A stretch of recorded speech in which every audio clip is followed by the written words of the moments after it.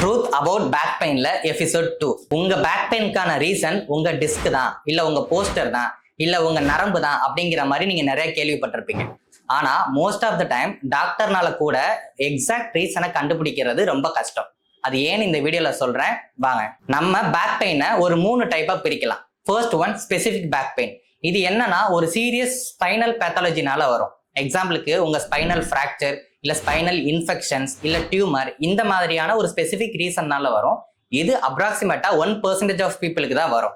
So இதை கண்டுபிடிக்கிறது ரொம்ப ஈஸி அண்ட் ட்ரீட்மெண்ட்டும் நம்ம பண்ண முடியும். செகண்ட் ஒன் பார்த்தோம்னா ரெட்டிகுலர் சிண்ட்ரோம். இது நரம்பு சம்பந்தப்பட்ட வலி. இது அப்ராக்சிமேட்டா 5-10% ஆஃப் பீப்புள் தான் சஃபர் ஆகுறாங்க. நீங்க கேள்விப்பட்டிருப்பீங்க சயாட்டிகா அப்படின்னு. இது வலி மட்டும் இல்லாம நமக்கு மதமதப்பு, எரிச்சல், சம்டைம்ஸ் வீக்னஸ் மாதிரி கூட ஃபீல் பண்ணுவோம். அண்ட் தேர்ட் ஒன் ரொம்ப முக்கியமானது, இதை தான் நான் ஸ்பெசிபிக் லோ பேக் பெயின் அப்படின்னு சொல்லுவோம்.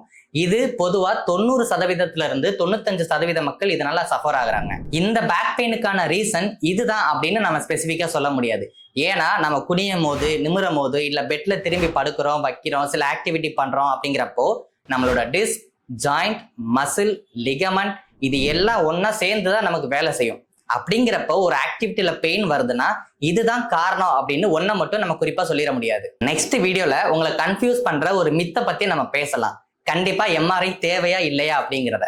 இந்த வீடியோ உங்களுக்கு பிடிச்சிருந்துச்சுன்னா லைக் பண்ணிட்டு பேக் பெயினால சஃபர் ஆகிற உங்க ஃப்ரெண்ட்ஸ் அண்ட் ஃபேமிலிக்கு இதை ஷேர் பண்ணுங்க. அண்ட் நெக்ஸ்ட் எபிசோட மிஸ் பண்ணாம பாக்குறதுக்கு ஃபாலோ பண்ண மறந்துடாதீங்க.